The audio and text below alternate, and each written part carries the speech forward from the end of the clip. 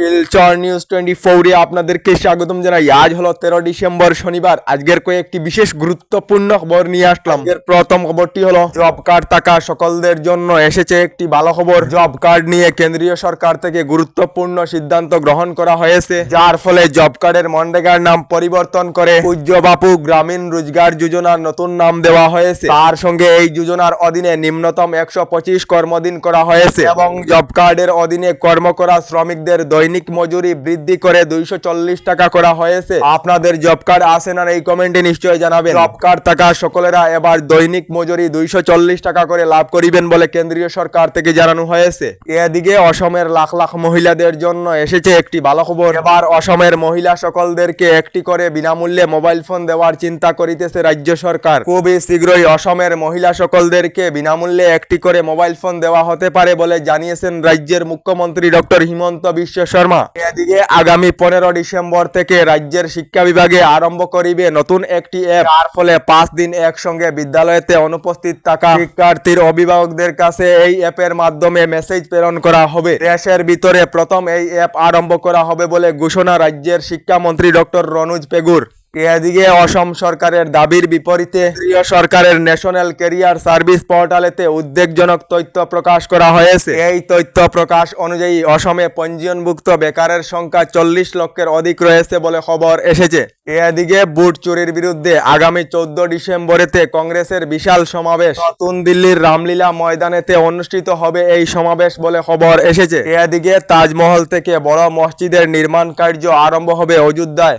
এই মসজিদে একসঙ্গে প্রায় 10,000 মুসলমানের নামাজ আদায় করিতে পারিবেন। অযোধ্যার দনিপুরেতে আগামী 26 মার্চেতে মসজিদের নির্মাণ কাজ আরম্ভ হবে বলে খবর এসেছে। এদিকে শিল্পী জুবিন গার্গের মৃত্যুর ঘটনার এসআইটির চার্জশিট গতকাল 12 ডিসেম্বর দাখিল করা হয়েছে। আগামী 16 ডিসেম্বরেতে জুবিন গার্গের মৃত্যুর ঘটনার প্রথম শুনানি হবে বলে খবর এসেছে। এদিকে শিল্পী জুবিন গার্গের মৃত্যুর ঘটনার এসআইটির চার্জশিট দাখিল করা হয়েছে। এবার সংসদ গৌরব গগৈর ফাইল খোলা হবে বলে মন্তব্য মুখ্যমন্ত্রী ডক্টর হিমন্ত বিশ্ব শর্মার। এদিকে 2026-এর নির্বাচনের পর অসমে ঘৃণার উদ্যোগ বন্ধ হয়ে যাবে এবং অসমের প্রকৃত উন্নয়ন হবে, জানিয়েছেন এপিসিসির সভাপতি গৌরব গগৈ। এদিকে রাজ্যে এসে গেল 2026-এর বিধানসভা নির্বাচনের বাতাস। আগামী 27 ডিসেম্বরেতে প্রকাশ করা হবে খসড়া ভোটার তালিকা এবং খুবই শীঘ্রই 2026-এর বিধানসভার নির্বাচনের দিন ঘোষণা করা হবে বলে খবর এসেছে। এদিকে বিহারেতে নীতিশ কুমারের কার্যকালেতে ঋণের পরিমাণ 3,61,000 কোটি টাকা। রাজ্যের প্রতিজন লোকের উপর ঋণের বোঝা প্রায় 27,000-এর অধিক রয়েছে। তার সঙ্গে অসমে 31 মার্চ 2025 পর্যন্ত ঋণের পরিমাণ 1,54,333 কোটি টাকার অধিক রয়েছে, যার ফলে অসমের প্রতিজন লোকের উপর ঋণের বোঝা 42,418 টাকার অধিক রয়েছে বলে খবর এসেছে।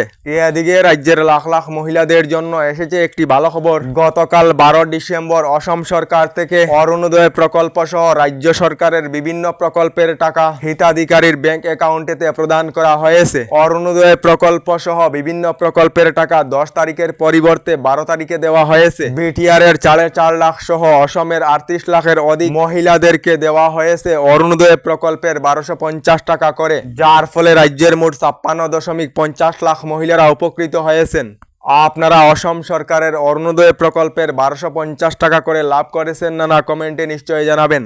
এদিকে এখনো পর্যন্ত সরকারি গড় লাভ না করা সকলদের জন্য এসেছে একটি ভালো খবর। গত 9 ডিসেম্বর রাজ্য সরকার থেকে রাজ্যের 9,70,000 লোকেদেরকে সরকারি গড় প্রদান করা হয়েছে। এবার আগামী জানুয়ারি মাসেতে রাজ্যের আরো নতুন করে 3 লাখ লোকেদেরকে নতুন সরকারি গড় প্রদান করা হবে বলে ঘোষণা রাজ্যের গ্রাম উন্নয়ন মন্ত্রী রঞ্জিত কুমার দাসের। আমাদের ডেইলি খবরগুলি ভালো লাগলে আমাদের ভিডিওতে লাইক দিয়ে চ্যানেলটিকে সাবস্ক্রাইব করে নেবেন।